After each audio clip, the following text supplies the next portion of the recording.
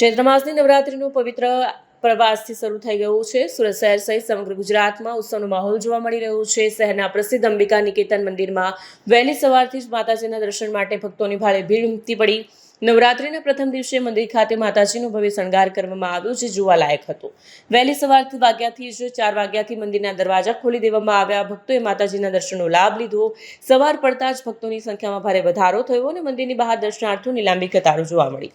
નાના બાળકોથી લઈને વૃદ્ધો સુધી બધામાં માતાજીના દર્શન માટે અપાર શ્રદ્ધા અને ઉત્સાહ જોવા મળ્યો. મંદિરના પૂજારીએ જણાવ્યું કે ચૈત્ર નવરાત્રિનો આ પહેલો દિવસ છે અને આજથી 9 દિવસ સુધી મંદિરમાં વિશેષ પૂજા અર્ચના કરવામાં આવશે. માતાજીનો શણગાર પણ દરરોજ બદલાશે. ભક્તો માટે ખાસ વ્યવસ્થા કરવામાં આવી છે. ચૈત્ર નવરાત્રિ દરમિયાન મોટી સંખ્યામાં લોકો 9 દિવસ સુધી ઉપવાસ પણ રાખે છે.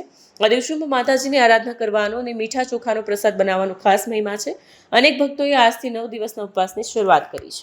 અંબિકા નિકેતન એટલે પ્રખ્યાત થઈ ગયેલું છે અઠવા લાઇન્સમાં.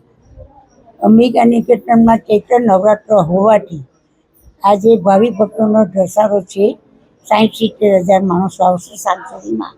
અને ગરમીની હિસાબે અમે મંડપની રચના કરવામાં આવી છે. પાણીની સુવિધા કરવામાં આવી છે. ગરમી વધારેની લાખો પંખા ફુવારા મૂક્યા છે, પંખા મૂક્યા છે. ભાવિ ભક્તોમાં કોઈ બીમાર પડી જાય, ચક્કર આવે તો ડૉક્ટરની પણ સગવડ કરવામાં આવી છે. ને બધો લોકો શાંતિથી માતાજીના આશીર્વાદ લઈ ઝડપથી આગળ વધે, આશીર્વાદ લઈને જ જાય છે. અને ફૂલની પાંખડી ચડાવે છે, એ સેવાના કાર્યમાં વપરાય છે.